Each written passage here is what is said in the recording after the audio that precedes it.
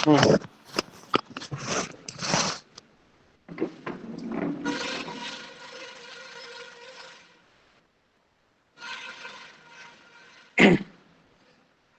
अब आवाज ठीक है? हाँ जी बनते जी, बिल्कुल ठीक। अच्छा अच्छा। तो कल जो किया था उसके बाद हम चर्चा कर रहे हैं। महाकारुणिक बुद्ध ने कहा है, हम जैसा सोचते हैं वैसे ही बन जाते हैं। यानी कि हम जिस प्रकार से सोचते हैं उसी दिशा में हमारा मन सक्रिय होता है, और जब मन सक्रिय होता है तो हम उसी दिशा में आगे बढ़ने लगते हैं। ये बहुत महत्वपूर्ण है इस बात को जान लेना। यानी कि जो कुछ घट रहा है, जो कुछ हो रहा है, पीछे हमारा सोच है और हमारे विचारों से बनी है। बचपन से लेकर के अवस्था से होते हुए हम जीवन में पहुंच जाते हैं, लेकिन हम अपनी मानसिकता को नहीं बदलते, और मानसिकता नहीं बदलने के कारण हम कभी भी अपने जीवन को नहीं बदल पाते। तो अपने जीवन को बदलने के लिए जरूरी है कि हम अपनी मानसिकता में बदलाव करें। कल मैंने बताया था कि जो हम गलत धारणाओं से बन जाते हैं, गलत धारणाओं से बन जाते हैं, उस कारण से हमारी सोच में डर पैदा होता है। हम अविद्या में रहते हैं, अज्ञानता में रहते हैं, और हमें एहसास भी नहीं होता कि हम अविद्या में हैं। अविद्या नाम ही इसी का है, जो कभी एहसास नहीं होने देती। एहसास हो जाए तो अविद्या खत्म हो जाए। उसी अविद्या में, उसी अज्ञानता में हम अपने चारों ओर एक आवरण बना लेते हैं। उसी आवरण से हमारे विचार पनपने लगते हैं, बनने लगते हैं, और अपने ही विचारों के कारण, अपनी ही मानसिकता के कारण हम एक दिशा में आगे बढ़ने लगते हैं। हम अपनी उस स्थिति को स्वीकार कर लेते हैं, और हमें पता नहीं लगता कि मेरी मानसिकता में क्या बना है। उदाहरण के लिए, बचपन में हम बच्चों को डराने लगते हैं। जब बच्चा बहुत छोटा होता है, किसी न किसी उद्देश्य के लिए हम बच्चे को डराने लगते हैं, और बच्चा डरने लगता है। जैसे आप लोगों ने भी देखा होगा, हम अपनी भाषा में हाउ कहते थे, भी हाउ आ गया। कुछ लोग हवा कहते हैं, हवा आ गया, हाउ आ गया। थोड़ा थोड़ा नाम में बदलाव हो सकता है, और उस नाम से डरते थे। समय के साथ हम बड़े हुए, बड़े हुए तो समझ में आया कि हाउ नहीं होता है। हम डरने से तो बच गए, लेकिन बच्चों को डराने लग गए। अब डरना और डराना ये हमारी मानसिकता है। छोटे बच्चों को हम डराएंगे, फिर हम सोचेंगे कि बच्चे निर्भय हो जाएंगे। अब बचपन में जो डर पैदा हुआ, बचपन में जो मानसिकता में डर पैदा हुआ, वो व्यक्ति को जीवन पर्यंत अविद्या में बनाए रखता है। हमें लगता है कि जैसे आज हम हाउ से डरना बंद कर गए, लेकिन उसके समानांतर और दूसरी बातें थी। वो डर जीवन भर बना रहता है। जैसे बचपन में किसी को भूत या प्रेत के नाम से डराते हैं, वो जीवन पर्यंत डर बना रहता है। स्वर्ग में सुख मिलेगा, नरक में यातनाएं मिलेंगी। ये लोभ और जो डर मन में व्याप्त होता है, वह जीवन के अंतिम क्षण में भी युगायु बना रहता है। कभी मैं नरक में ना चला जाऊं, नरक में जाऊंगा तो मुझे यातना झेलनी पड़ेगी। अगर स्वर्ग में चला गया तो वहां सुख मिलेगा, लेकिन स्वर्ग में मिलेगा नहीं मिलेगा, ये अविद्या है। तो जीवन पर्यंत जो हम डरते हैं, जिससे हमारे मन में डर पैदा रहता है, ये डर अविद्या है। और ये समझ में नहीं आने के कारण ही लगातार बनी रहती है। और इसी डर की वजह से हम कभी भी दुस्साहस नहीं करते, जीवन को बदलने का प्रयास नहीं करते, कुछ अच्छा करने का प्रयास नहीं करते। उदाहरण के लिए, जैसे हमारे समाज में अधिकांश लोग नौकरी करना चाहते हैं। नौकरी मिल जाए बस, चाहे मिल जाए छोटी ही। कारोबार करने से डरते हैं। हमारे मन में एक भय पैदा हो गया कि हम तो कारोबार में कामयाब ही नहीं होंगे। किसी ने डरा दिया कि कारोबार में नुकसान बहुत बड़ा होता है, अगर नहीं झेल पाए तो फिर जिंदगी भर कर्जदार रहोगे। अब जो डर है, अनिश्चितता का डर है कि पता नहीं लाभ होगा नहीं होगा, कारोबार चलेगा नहीं चलेगा, मैं कमा पाऊंगा नहीं कमा पाऊंगा। तो ये मन में धारणा बन गई। ये धारणा ही अविद्या है। एक विशेष वर्ग के लोग जो नौकरी करना ही पसंद नहीं करते, वो जानते हैं कि नौकरी में सीमित मिलता है, कारोबार असीमित है। दूसरे शब्दों में मैं कह सकता हूं कि नौकरी 100 मीटर रेस है। जैसे आपने नौकरी की, अब ये दौड़ तो 60 वर्ष की उम्र तक ही है। हरियाणा में 58 वर्ष की उम्र तक है। 58 वर्ष की उम्र तक आपको तनख्वाह मिलेगी। 58 के बाद या 60 वर्ष के बाद आप रिटायर हो जाएंगे। अब जो आपके पास नौकरी की जो वेतन थी, नौकरी का जो पद था, नौकरी की जो तनख्वाह थी, वो आपके परिवार में किसी सदस्य को नहीं मिलेगी। अगर उसे नौकरी करनी है तो उसे फिर नए सिरे से शुरू करना पड़ेगा। इसलिए नौकरी 100 मीटर रेस है और कारोबार जीवन भर चलने वाला काम है। 60 वर्ष की उम्र में हो सकता है कि आप 1 लाख 2 लाख रुपए महीने का कमाने वाले, इसमें कोई रिटायरमेंट नहीं है। स्वास्थ्य है तो 70 साल तक भी कमाएंगे, 80 साल तक भी कमाएंगे। और जीवन की एक अवस्था में जब कमाने के लिए सामर्थ्य नहीं रहता, तो फिर आपकी संतान में से कोई न कोई उस कारोबार को संभालेगा। तो वो वहां से संभालेगा जहां ये रिले रेस है। पिता ने जहां से छोड़ा, पुत्र ने वहां से आगे काम शुरू किया, फिर उसके वो कहीं छोड़ेगा, उसकी संतान वहां से संभालेगी। ये रिले रेस है। अब जिसकी में आ गया, जिसके मन का डर खत्म हो गया, अविद्या टूट गई, मिथ्या दृष्टि टूट गई, बनता है। और जो इसी डर में रहता है, जीवन पर्यंत नौकरी ढूंढता रहता है। तो डर इसलिए लगता है कि हमारे मन में जो धारणा बनी हुई है, हमारी जो मानसिकता है, हम उससे बाहर नहीं निकल पाते। अपने ही डर से डरने लगते हैं। तो ये अविद्या के कारण है।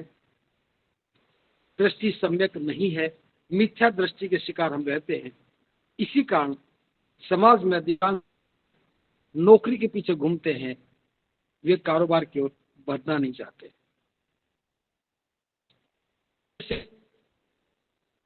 जीवन में बहुत सारी समस्याएं हैं। मान लो किसी परिवार में कलह रहता है, दो जीवन साथियों के बीच में झगड़ा है, या परिवार में किसी और सदस्य के साथ अनबन रहती है। छोटी बात में घर में कलह शुरू हो जाता है। कलह होता है तो ईर्ष्या द्वेष भी बढ़ जाते हैं। घर की शांति भंग हो जाती है, आपस में लड़ने लगते हैं, संदेह बढ़ने लगते हैं। अब जो संदेह बढ़ रहे हैं ये अविद्या को और बढ़ा देते हैं। जितने जितने हम संदेह में रहते हैं इसका मतलब है कि हमारी अविद्या अज्ञानता उतनी ही गहरी होती जा रही है।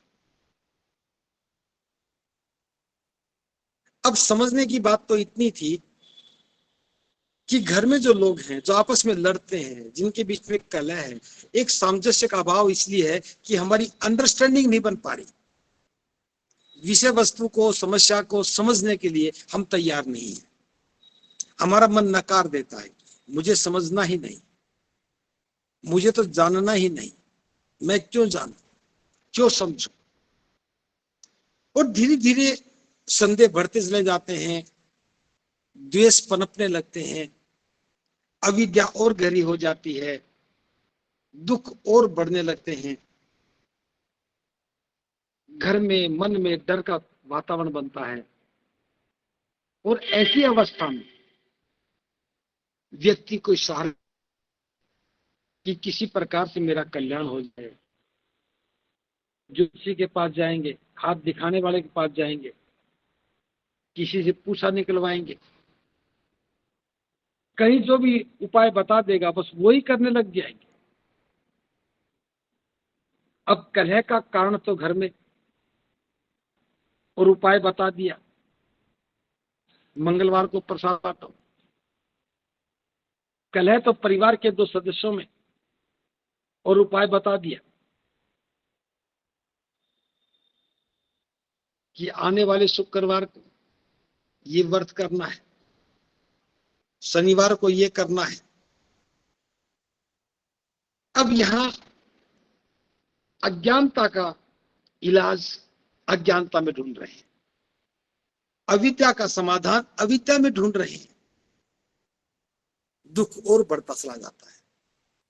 और ऐसी अवस्था में कभी भी मन प्रसन्नचित नहीं होता, बुद्धि निर्बल नहीं होती, बुद्धि मलिन हो जाती है। और बुद्धि की मलिनता, या यूं कहें कि बुद्धि की अज्ञानता, द्वेषपूर्ण बुद्धि कभी भी अच्छा काम करने के बारे में सोच ही नहीं पाती है। और अच्छे काम के बारे में नहीं सोचने का परिणाम ये होता है कि हम सही निर्णय नहीं ले पाते, और सही निर्णय नहीं होने की वजह से हम कोई काम भी सही नहीं कर पाते। ये सब अविद्या के कारण है। दूसरे शब्दों में हम इसे मिथ्या दृष्टि कह सकते हैं। समस्या मिथ्या दृष्टि की थी, और समाधान पुरोहित के पास ढूंढ रहे हैं। समस्या तो मन के संदेह की थी, अपने मन के संदेह, अपने मन के संदेह को साफ करना था। और समाधान किसी की पूजा पाठ में देख रहे हैं। तो धीरे धीरे जो दूसरे लोग हैं जो बताते हैं, समझाते हैं, उपाय बताते हैं, हम उनके बात मानकर कहीं चले जाते हैं, समस्या बढ़ती चली जाती है, मानसिकता में बदलाव नहीं होता। तो जीवन में जो कष्ट बने हुए हैं, जो कलह है, जो अनिश्चय का वातावरण है, जो संदेह का वातावरण है, इसके पीछे केवल हमारी मानसिकता जिम्मेदार है। और मानसिकता इसलिए बन गई क्योंकि हम लगातार अविद्या में हैं, और अविद्या को कभी समझा नहीं है। तो महाकारुणिक बुद्ध कहते हैं, जब तक व्यक्ति अपने दुख को स्वीकार नहीं करेगा, उसके कारण का निवारण पता ही नहीं लगेगा। ना तो कारण का पता लगेगा, ना निवारण का पता लगेगा। तो पहली अवस्था तो यही थी कि हमें अपनी मिथ्या दृष्टि को स्वीकार करना चाहिए कि मैं अज्ञानता में, मैं जानता नहीं हूं, मैं डरता हूं, मैं निश्चय नहीं कर पाता हूं, मेरे मन में संदेह है। ये सारी मन को एक विशेष अवस्था में स्थापित कर देती है। इसी के इर्द गिर्द हमारी मानसिकता बन जाती है, और हमारे मन की धारणाएं और ज्यादा मजबूत हो जाती हैं कि अमुक आदमी तो बड़ा गंदा है, अमुक आदमी तो बहुत बुरा है, उसके तो मुझे दर्शन ही नहीं करने, उससे तो मुझे बात ही नहीं करनी। ये जो मिथ्या धारणा है, यही व्यक्ति को आगे नहीं बढ़ने देता। यहां मैं एक बात समझाने के मकसद से बता रहा हूं। 5 परिव्राजक और सिद्धार्थ एक साथ कायाक्लेश करते थे। वे 500 परिव्राजक सिद्धार्थ गौतम की गंभीरता से इतने प्रभावित थे कि वे अपनी साधना करते हुए भी सिद्धार्थ गौतम की सेवा करते थे, और वो सोचते थे कि एक दिन सिद्धार्थ को जरूर संबोधि प्राप्त होगी, क्योंकि जितना कायाक्लेश बुद्ध सिद्धार्थ कर सकते थे उतना वो लोग नहीं कर पाते। लेकिन सिद्धार्थ की समझ में आ गया कि शरीर सूख करके काटा हो गया, ये मार्ग जानने का नहीं हो सकता, खोने का तो है लेकिन जाना नहीं जा सकता। बुद्धि निर्मल नहीं हो पाएगी, मन में डर पैदा हो रहा है, शरीर नष्ट हो गया तो फिर क्या करूंगा, अगर मृत्यु ही हो गई तो ज्ञान किसको मिलेगा, कहां मिलेगा, क्या उपयोग होगा। और सिद्धार्थ ने सुजाता के दी हुई पायस खा ली। ये पता लगते 500 परिव्राजक नाराज हो गए और छोड़ करके चले गए। उधर बुद्ध सिद्धार्थ बुद्ध बन गए।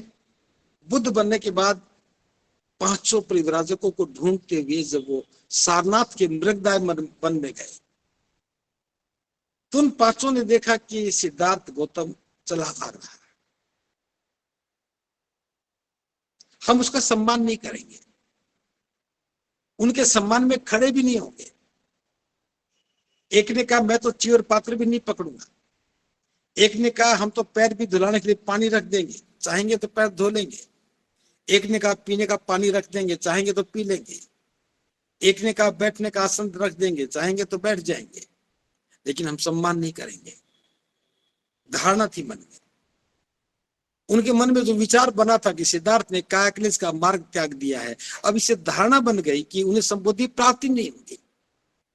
जब बुद्ध वहां गए तो वे अपने निश्चय पर अटल नहीं रह सके। एक ने आगे बढ़कर पात्र पकड़ लिया, एक ने पैर धुलवाए, एक ने पीने का पानी दिया, एक ने आसन बिछा दिया, एक हवा करने लगा। तो ये अप्रिय मित्रों का एक भव्य सत्कार था। उसके बाद तथागत ने उनके मन के संदेह दूर किए। उस मार्ग को त्यागने के बाद क्या किया समझ में आया, और उसको त्यागने के बाद ही जब मार्ग बदला तब संबोधि प्राप्त हुई। ये समझ में परिव्राजकों को आया, तभी उन्होंने बुद्ध को अपना मार्गदर्शक स्वीकार किया। बिना धारणाओं के टूटे हम सही मार्ग पर चल भी नहीं सकते। ये तो बुद्ध का प्रयास था कि 5 परिव्राजकों की जो मन में बनी हुई गलत धारणाएं थी उनका निराकरण किया। उनकी समझ में आ गया तो बुद्ध के वो अनुयायी बन गए। हम जीवन में ऐसा नहीं करते। हम तो गांठ बांध लेते हैं कि वो तो बहुत बुरा है, ये उदाहरण तो है। हम अपने आप को दुखी रखते हैं, हम अपने आप को प्रताड़ित करते हैं, अपने आप को सजा देते हैं। किसी और का क्या बिगड़ता है। तो जीवन को सुखी बनाना है, मन को संकल्पित करना है, बुद्धि को निर्मल होना ही पड़ेगा। बुद्धि निर्मल होगी तभी हम हमारे संकल्प सम्यक होंगे, और बिना सही संकल्प के हमारे प्रयत्न भी सही नहीं हो सकते। इसलिए अपने जीवन की अवस्था को बदलने के लिए हमें अपनी मिथ्या दृष्टि से बाहर निकलना पड़ेगा। एक प्रयास करना पड़ेगा, समझना पड़ेगा, स्वीकार करना पड़ेगा, तभी प्रयास होगा। इसी में छोटा सा और आप आगे बढ़ाते बात कह रहा हूं। उदाहरण के लिए मुझे नहीं पता कि महिलाओं ने घूंघट करना कब स्वीकार किया, लेकिन सैकड़ों वर्ष तो हो गए। महिलाएं पर्दे में रहती हैं। हरियाणा में घूंघट कहते हैं, गुजरात में इसे लाज कहते हैं, उत्तर प्रदेश में इसे पर्दा कह देते हैं। ये घूंघट है, पर्दा है, लाज है। देश की आधी आबादी इस पर्दे में कैद है। महिलाएं जब अनपढ़ थी तब भी पर्दे में थी, पढ़ी लिखी होगी तब भी पर्दे में है। किसी एक आध महिला ने घूंघट हटा भी दिया तो भी वो अपनी दूसरी सहेलियों का, दूसरी पड़ोस की महिलाओं का पर्दा नहीं हटा पाए। शिक्षा का इतना प्रसार होने के बाद 75 वर्षों से देश में सबके लिए ज्ञान प्राप्ति के द्वार खुल गए।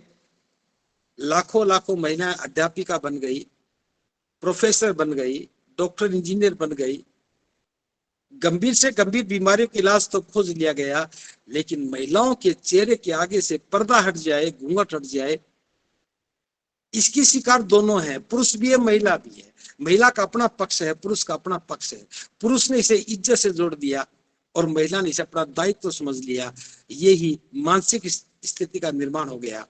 इस मानसिक स्थिति से बाहर निकलने के लिए जब कोई सोचता है तो फिर सास का डर, पड़ोसी का डर, लोग क्या कहेंगे इसका डर, ये सारी बातें व्यक्ति को डराने लगती हैं।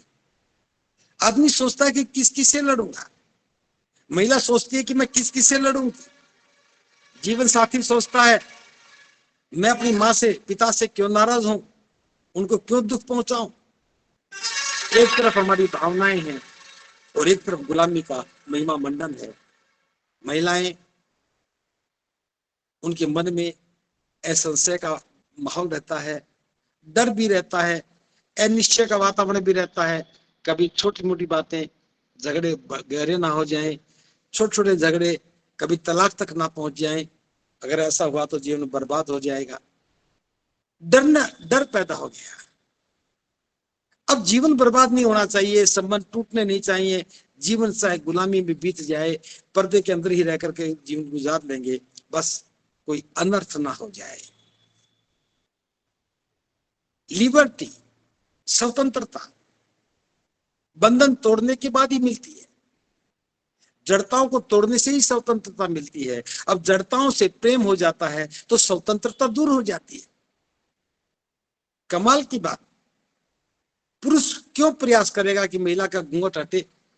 प्रयास तो महिला को करना चाहिए था, लेकिन महिला प्रयास भी करती है तो सास भी एक महिला है, उस प्रयास को रोक देती है। यूं कहें कि भारत के संदर्भ में, उत्तर भारत के संदर्भ में सारी महिलाएं अविद्या का शिकार हैं और मिथ्या दृष्टि के शिकार होने की वजह से एक इतनी बड़ी जो मानवीय मानव सभ्यता पर कलंक है, देश की आधी आबादी को इज्जत के नाम पर, सम्मान के नाम पर पर्दे में कैद कर दिया जाए और पुरुष वर्ग, सोकाल विद्वान, पढ़ा लिखा, इस पर कोई प्रतिक्रिया ना करे, इसे स्वीकार कर ले, यही तो मिथ्या दृष्टि है। ऐसी अवस्था में महिलाओं के मन में बड़े लक्ष्य कैसे बन सकते हैं? वे कभी भी किसी भी अवस्था में अपने जीवन के बड़े आयाम स्थापित करने के बारे में सोच भी नहीं सकती, क्योंकि उनकी समस्याएं तो उनके दृष्टिकोण को कैद करने की है। दृष्टिकोण कैद हो गया परंपराओं के नाम पर, परिवार के सम्मान के नाम पर, सास और ससुर की इज्जत के नाम पर, पति को लोग कुछ ना कहेंगे इस नाम पर, महिला सोचती मुझे भी कोई बुरा ना कहे इस नाम पर, और हमने गुलामी को स्वीकार कर लिया। दोष हमारी मानसिकता का है। हम अपनी मानसिकता को इस ढंग से निर्मित कर लेते हैं कि लोग हमें अच्छा कहते रहें, भले दुख उठा लेंगे। जीवन भर पर्दे में महिलाएं जी लेंगी, लेकिन घर में बस एक ही बात होनी चाहिए कि अमुक की बहू बहुत अच्छी है, घूंघट बहुत लंबा करती है। बस सम्मान के, प्रशस्ति के दो शब्द जीवन भर गुलामी को सहने के लिए विवश कर देते हैं और महिलाएं इसी मिथ्या दृष्टि में पूरा जीवन बिता देती हैं। सास भी खुश होती है कि मेरी बहू तो बड़ी आज्ञाकारी है, घूंघट हटाती नहीं है। बहू सोचती है मेरी सास बड़ी प्रशंसा करती है, मैं तो अच्छी बन के रहूं, घूंघट तो क्या है, सभी महिलाएं कर रही, मैं भी कर लूंगी। और इस प्रकार से एक दूसरे की खुशी के लिए हम जीवन के इस कलंक को ढोते हैं और कभी गाँव के स्वरूप में नहीं आते। तो ये हमें समझना पड़ेगा कि हमारी मानसिकता ने इस गुलामी को स्वीकार करने के लिए हमें बाध्य कर रखा है। कोई और ताकत नहीं है जो ये कहता हो कि नहीं करना ही पड़ेगा। कोई कहेगा तो कब तक है, एक कहेगा, 2 बार कहेगा, 4 बार कहेगा, लेकिन अंततः चुप तो उसे भी होना है। लेकिन हमारा डर इस समस्या को स्थायी बना देता है और कभी भी हमें इस अविद्या से मुक्त नहीं होने देता, या यूं कहें कि हमारी दृष्टि सम्यक नहीं हो पाती। और इसी कारण से बाबा साहब के कहने के बाद भी हम शरण में नहीं गए। बहुत सारे लोग कहते हैं कि बौद्ध बन जाएंगे तो क्या मिल जाएगा। हमने कहा मिलेगा नहीं मिलेगा तो पता नहीं, लेकिन आप खोओगे कुछ नहीं। जो यहाँ मान और सम्मान खो रखा है, स्वाभिमान खो रखा है, अपमान मुफ्त में उपहार में मिलता है, ये सब बुद्ध बनने के बाद, बुद्ध की शरण में जाने के बाद नहीं मिलेगा। वहां तो सम्मान और स्वाभिमान का जीवन जीने को मिलेगा। लेकिन हमारी बात, जो व्यक्ति मिथ्या दृष्टि का शिकार है उसकी समझ में कैसे आ सकती है? वो तो पहले से पूर्वाग्रह से पीड़ित है। लेकिन कुछ लोग जिनकी बुद्धि निर्मल है, उनमें संकल्प जागृत होते हैं और वे सम्यक संकल्प लेकर के आगे बढ़ते हैं, तभी ही जीवन का कल्याण संभव हो पाता है। तो हम अपनी मानसिकता को बदलेंगे, तभी जाकर के घूंघट जैसी अमानवीय परंपरा ठीक हो सकती। कई बार देखने में आया है कि हम बिना लड़े ही हार मान लेते हैं। नहीं, मैं तो कुश्ती नहीं लड़ूंगा, वो तो मुझसे बड़ा ताकतवर है, मैं तो परीक्षा में नहीं बैठूंगा, मैं पास ही नहीं हो पाऊंगा, इस परीक्षा में तो लाखों लोग बैठते, मेरा कहां से। डर का जो माहौल है, असंशय का माहौल है, निश्चय का माहौल है, ये व्यक्ति को बहुत कमजोर बना देता है। और उस कमजोर अवस्था में ये सम्यक निर्णय नहीं ले पाता, और सम्यक निर्णय के बिना प्रयत्न भी सम्यक नहीं होते। और ऐसी अवस्था में हमारी जो मानसिकता है वह हमें दुखों में पीड़ित रहने के लिए, फंस रहने के लिए मजबूर करती है। जब भी हम बाहर निकलने की सोचते हैं तो हमारे संबंध जाग जाते हैं, हमारे मन के भाव बदल जाते हैं। हम सोचते हैं कि इससे फर्क क्या पड़ता है, लेकिन पूरा जीवन नष्ट हो जाता है। मिथ्या दृष्टि में, अविद्या में जीते जीते हम कभी सुख को नहीं प्राप्त हो सकते। इसलिए कहना चाहूंगा कि अपनी मिथ्या दृष्टि को समझना चाहिए, जितना जल्दी हो सके इसे समझना चाहिए, और समझने के बाद अपना कल्याण करते हुए अनंत लोगों का कल्याण करना ही चाहिए। एक उदाहरण और देकर मैं अपनी बात को खत्म करूंगा। मैंने पंजाब के कुछ क्षेत्रों को देखा।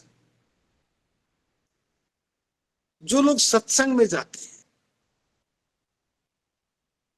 वो अज्ञात भय से बड़े ग्रसित रहते हैं। मध्य प्रदेश के रीवा, सीधी, सिंगरौली क्षेत्र को देखा, जहां अज्ञानता ज्यादा है, जहां अनपढ़ता ज्यादा है, वहां डर बहुत ज्यादा है। महिलाओं में भूत प्रेत की बहुत सारी बातें होती हैं। हर चौराहे पर उन्हें भूत नजर आता है, यद्यपि कहीं भूत नहीं है तो भी वो भूत प्रेत से पीड़ित होती हैं। किसी में दौरे आएंगे, किसी को कुछ हो जाता है कुछ क्षण के लिए, तो सभी लोग भयभीत रहते हैं और इसी भय में पूरा जीवन बीत जाता है, क्योंकि हम अपनी मानसिकता को नहीं बदल पाए। और मानसिकता को बदलने के लिए हमने कभी कोई प्रयास भी नहीं किया। आज भी ना तो सरकार मानसिकता को बदल रही है, ना कोई समाज के लोग मानसिकता को बदलने के लिए आंदोलन कर रहे हैं, ना कोई शिक्षाविद, ना कोई दूसरे लोग। और उसका परिणाम यह हो रहा है कि हम कभी भी अपनी अविद्या से, अज्ञानता से, अपने दुखों से मुक्ति के लिए कभी प्रयास ही नहीं कर रहे हैं। तो प्रिय उपासक उपासिकाओं, मैंने कुछ उदाहरण देकर के समझाने की कोशिश की है कि ये सब चीजें हमारे संदेह के कारण, अविद्या के कारण, अनिश्चय के कारण हो रही हैं। अगर ठीक से हम अपने मन को जागृत करें, अगर ठीक से अपनी अविद्या को समझने लगे, स्वीकार कर लें, तब निश्चित रूप से हम अपने जीवन को श्रेष्ठ बना सकते हैं और डर से, भय से मुक्त होकर के हम सम्यक ज्ञान के पथ पर आगे बढ़ सकते हैं। तो मैंने पूरी कोशिश की कि इस विषय को ठीक से समझा पाऊं कि ये सब हम अज्ञानतावश करते हैं, मिथ्या दृष्टि के कारण करते हैं। जितना हो सके हमें अपनी दृष्टि को सम्यक बना के रखना चाहिए और जीवन का कल्याण करते हुए अनंत लोगों का कल्याण करना चाहिए। इन्हीं शब्दों के साथ आपने मेरी बात को बड़े ध्यान से सुना है। आप सबका मंगल हो, सबका मंगल हो, सबका